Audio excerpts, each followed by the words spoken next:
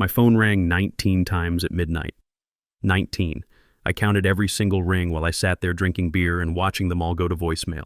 Same number calling over and over. Sarah Mitchell, the MIT graduate who'd taken my job 3 days earlier while they threw her a welcome party and escorted me out like some criminal.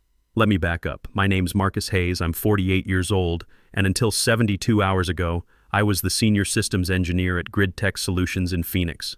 The guy who built the smart grid system that keeps the lights on for 1.2 million people across the valley. Not the kind of job you'd notice unless something goes wrong. But when something does go wrong, people die. I spent 8 years in the Marines before getting into power systems engineering. Been with Grid Tech for 20 years, worked my way up from field tech to senior engineer. Built my reputation on getting things done right the first time. The smart grid project was my baby. 5 years of my life poured into creating something that could predict power outages before they happened, reroute power automatically during emergencies, and keep hospitals and nursing homes running no matter what Mother Nature threw at us. The system was revolutionary. Cut power restoration times by 25% and saved the city millions in emergency response costs.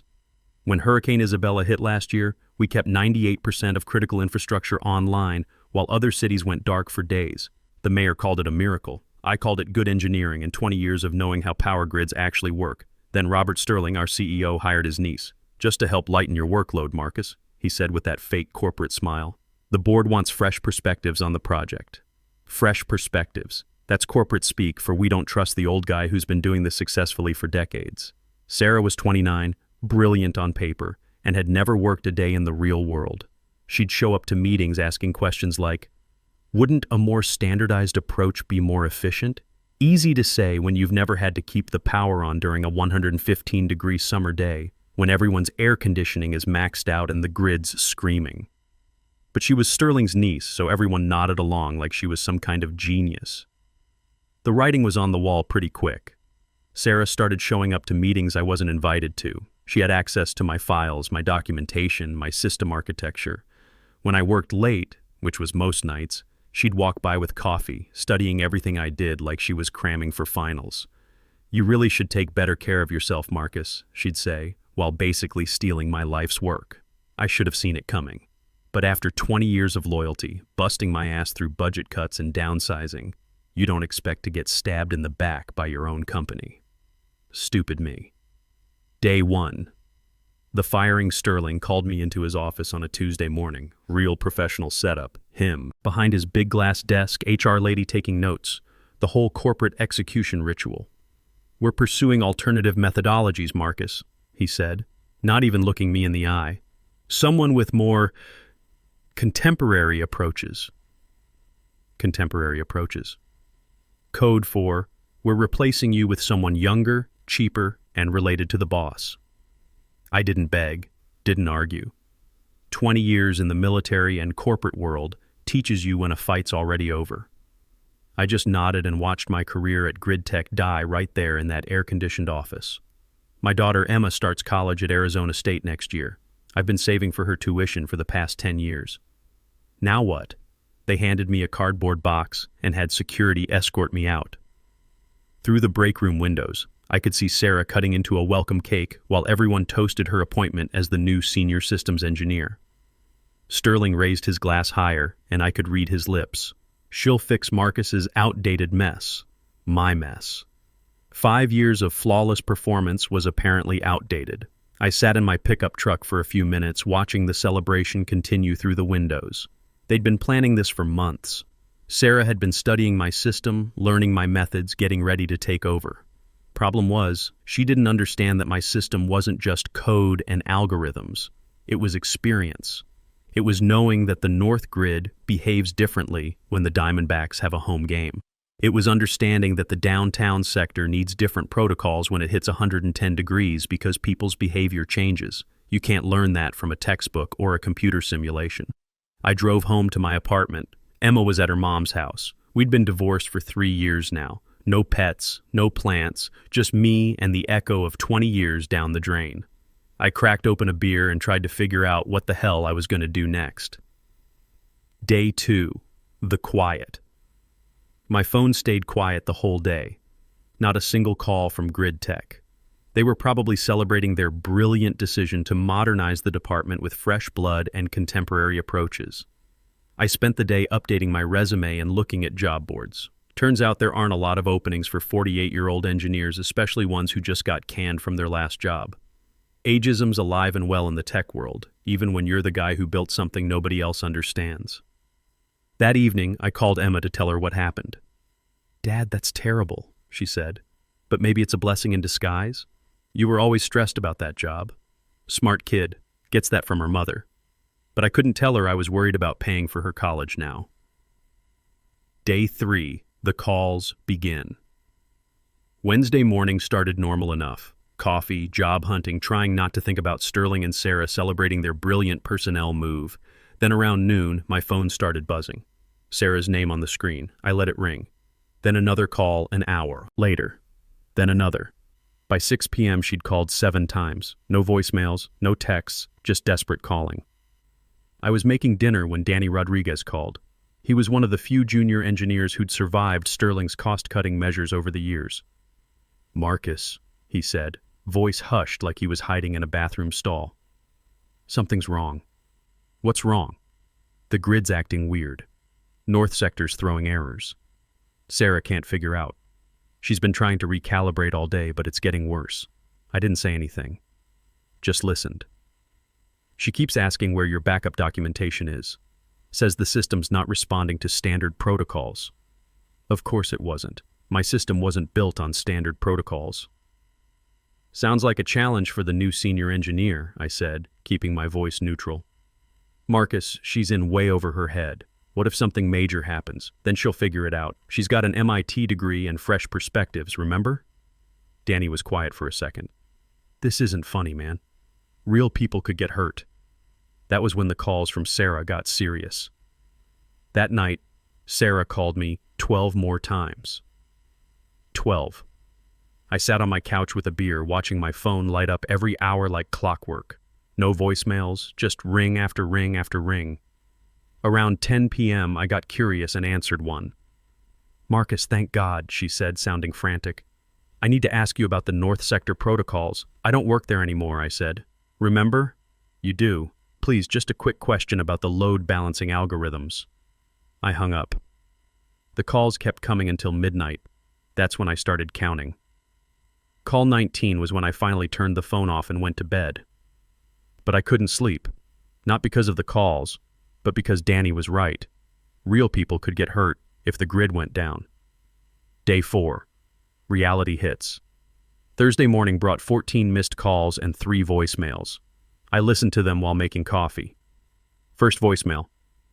"Marcus, it's Sarah. The system's not responding like it should. Could you call me back?" Second voicemail. "Marcus, please, something's really wrong with the East Sector now too. Sterling's asking questions I can't answer." Third voicemail. "Marcus, I'm sorry about how everything happened, but people are going to get hurt if I can't figure this out." That last one got to me. Not because I felt sorry for Sarah, but because she was right about people getting hurt. My phone rang while I was listening to the voicemails. Danny again. "Marcus, you need to know what's happening here," he said, whispering. "The whole grid's going haywire. Sarah's tried everything she learned at MIT, but nothing's working. Sterling's in full panic mode." "What kind of problems?" "Power fluctuations in the hospital district. Traffic light timing's all screwed up. The cooling systems at Desert Manor Nursing Home went down for 20 minutes yesterday. They had to call ambulances for 3 residents." My stomach dropped. Desert Manor housed 200 elderly residents. In Phoenix heat, 20 minutes without air conditioning could kill someone. "How bad is it really?" I asked. "Bad. Sarah keeps saying your documentation is incomplete, that there are hidden subroutines she can't find. She's been in Sterling's office crying twice today." Crying. The brilliant MIT graduate was crying because she couldn't figure out what a high school graduate with military training had built. "Sterling's telling the board your system was fundamentally flawed," Danny continued. "Says that's why he brought Sarah in originally, to fix your mess before it caused problems." Now I was mad. Not frustrated, not annoyed, genuinely pissed off. Sterling was rewriting history to cover his ass while my life's work fell apart. "Danny, let me ask you something. How many power outages have we had in the past 5 years?" Under your system? Maybe 4 or 5 total, all weather-related, and they never lasted more than 30 minutes. And how many has Sarah had in 4 days? Honestly, I've lost count.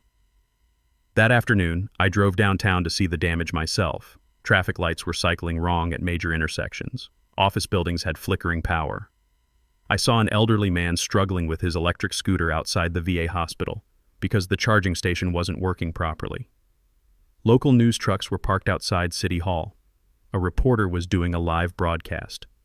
This is day 4 of what officials are now calling a grid emergency, with no clear resolution in sight.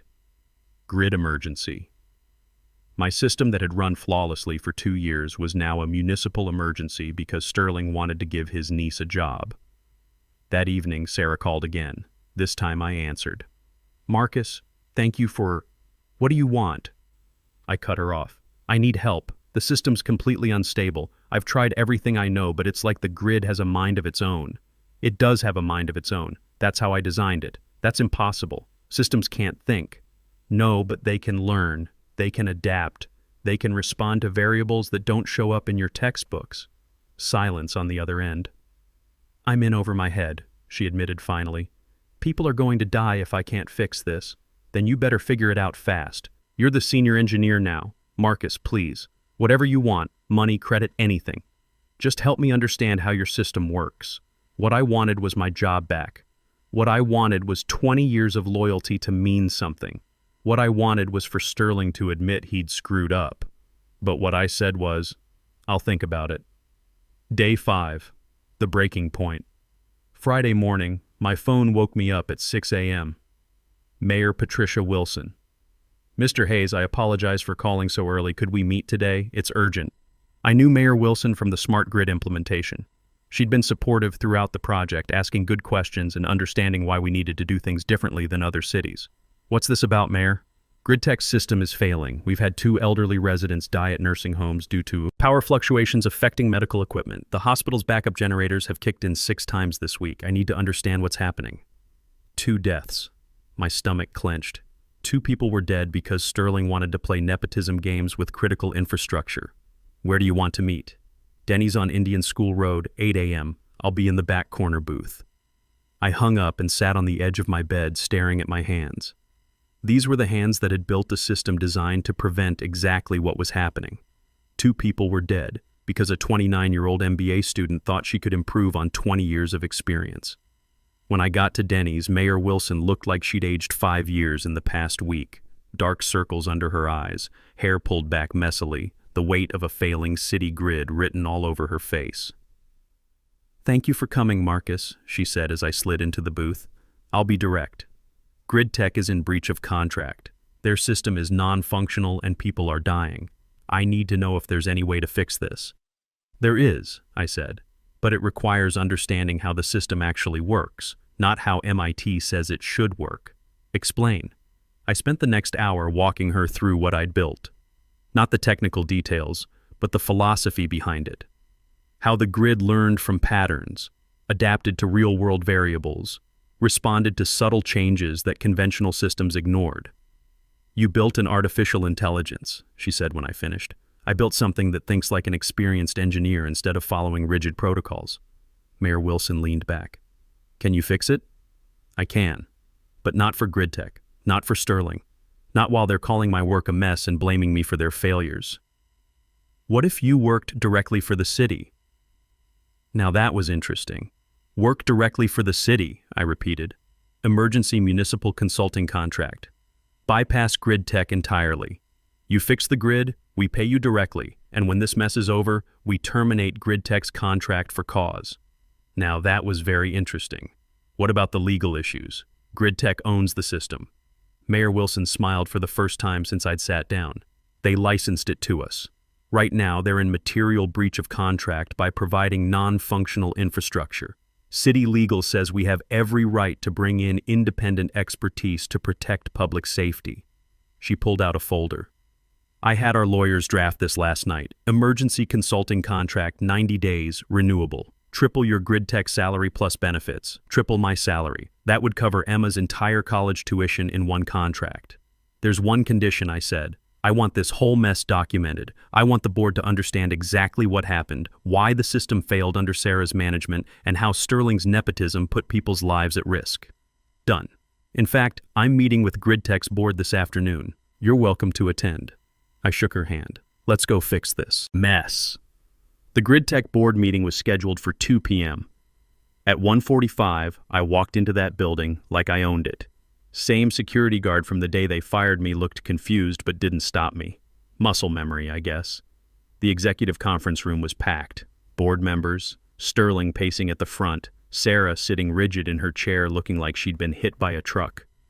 Through the glass walls, I could see Sterling presenting charts showing system failures, pointing at graphs that blamed my experimental methodology for the crisis. I didn't go in immediately, just sat in the waiting area where everyone could see me through the glass. Sterling was in full damage control mode, gesturing at his PowerPoint. The system was fundamentally unstable from the beginning. That's why I brought in Sarah to modernize our approach with proven methodologies. Proven methodologies, right? 20 minutes in, Sarah stood up. I couldn't hear the words, but I could read the room. Sterling tried to interrupt, but the board chair shut him down. Sarah kept talking, occasionally glancing toward where I sat. Whatever she was saying, it wasn't Sterling's prepared script. At exactly 2:47 p.m., a board member opened the door. "Mr. Hayes, the board would like to speak with you." I walked into that conference room like I was reporting for duty. Every head turned. Some curious, some hostile, all desperate. "Thank you for joining us, Marcus," the board chair said. "Ms. Mitchell has been sharing some revelations about recent events." I nodded but didn't speak. She indicates that the current implementation failures are due to misapplication of standard protocols to your adaptive system architecture. She also suggests that your termination was premature. I looked at Sterling, whose face had gone bright red. Premature is an interesting word for firing the one person who understood a multi-million-dollar system without ensuring proper knowledge transfer. "Now see here," Sterling started, but the chair raised her hand. "Marcus, the situation is critical. The city is threatening legal action. 2 people have died. We need solutions." "I agree completely," I said, "which is why I've accepted a position as direct consultant to the mayor's office, effective immediately." The room exploded. Board members started talking over each other. Sterling went white, and the chair banged her gavel. "You've what?" Sterling managed.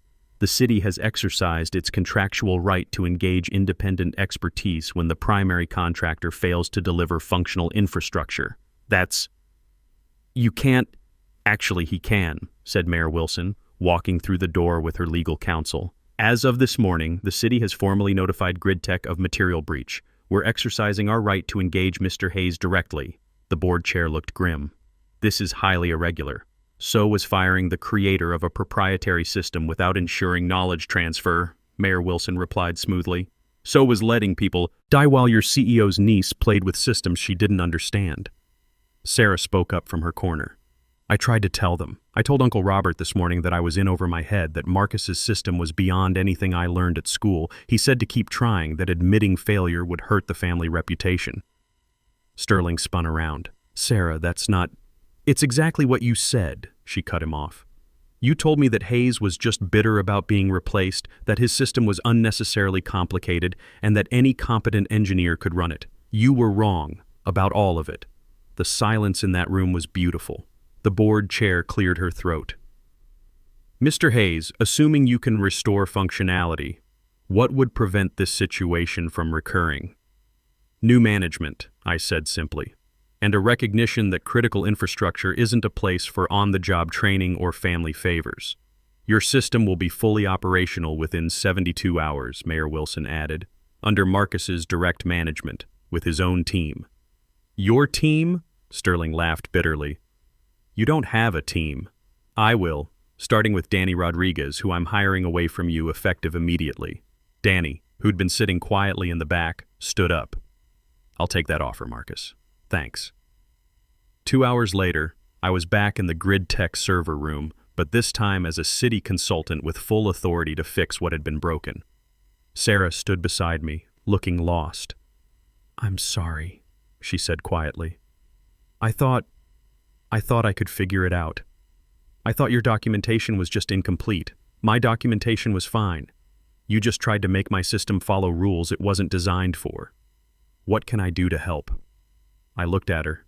Young, smart, completely out of her depth, and finally willing to admit it. You can start by understanding that there's a difference between knowing how something should work in theory and knowing how it actually works in practice. Will you teach me? Maybe. After I save the people your uncle put at risk. The real revenge wasn't watching Sterling squirm in that boardroom.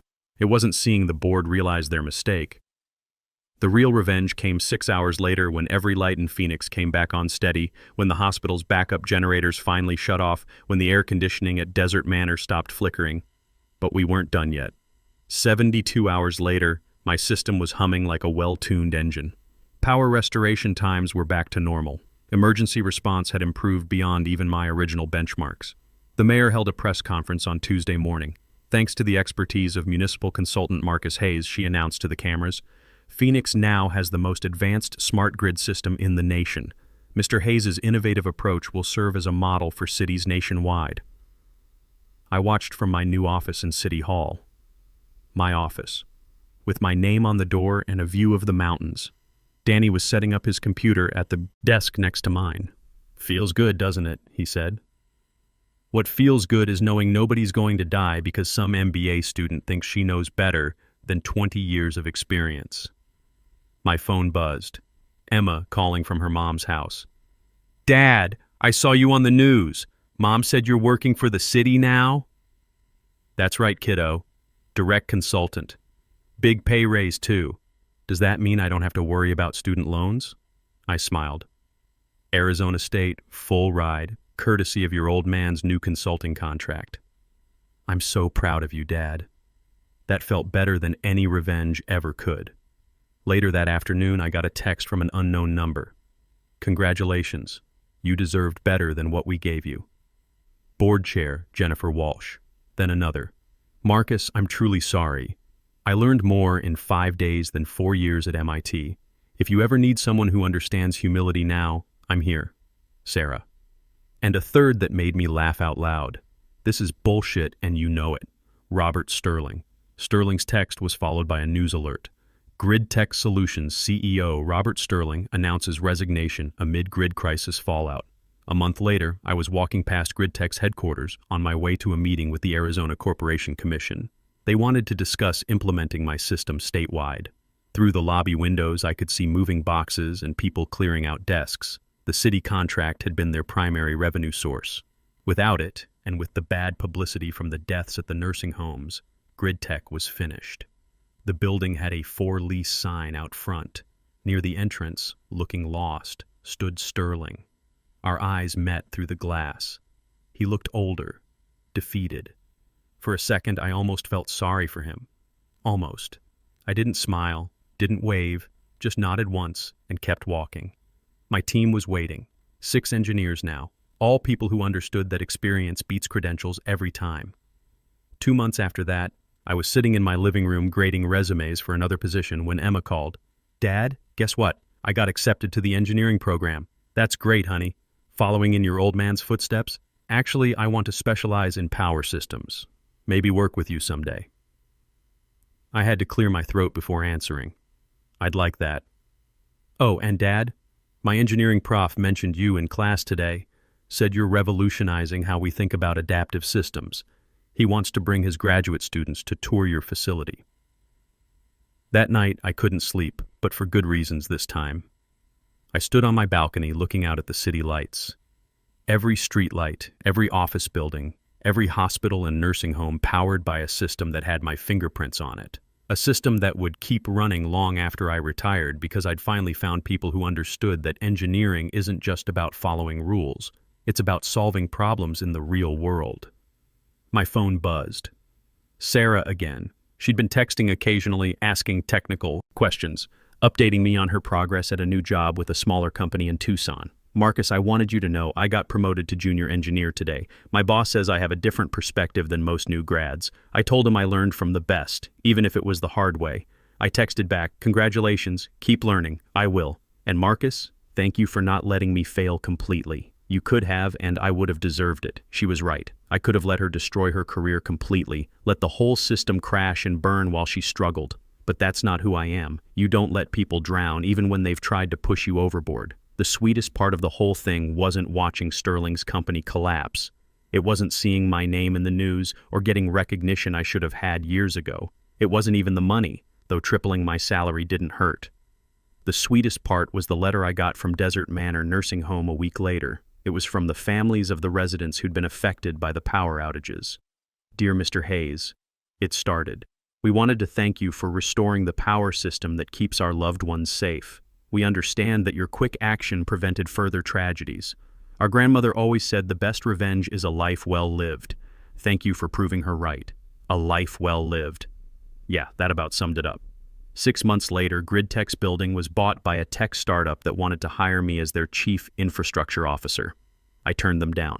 I had my own consulting firm now, Hayes Engineering Solutions, with contracts in 12 cities and a waiting list of municipalities who wanted adaptive power systems. Emma started her freshman year at ASU in the fall, debt-free, studying engineering, and proud to tell people her dad built the system that keeps Phoenix running. Sometimes the best thing that can happen to you is getting fired by people who never understood your worth. Sometimes getting escorted out while they throw a party for your replacement is just the universe's way of clearing the deck for something better. And sometimes, just sometimes, the best revenge isn't revenge at all. It's building something so good that everyone can see exactly what they lost when they let you go. My name's Marcus Hayes. I'm 48 years old. And I'm the guy who proved that 20 years of experience beats an MBA from MIT every single time. The end.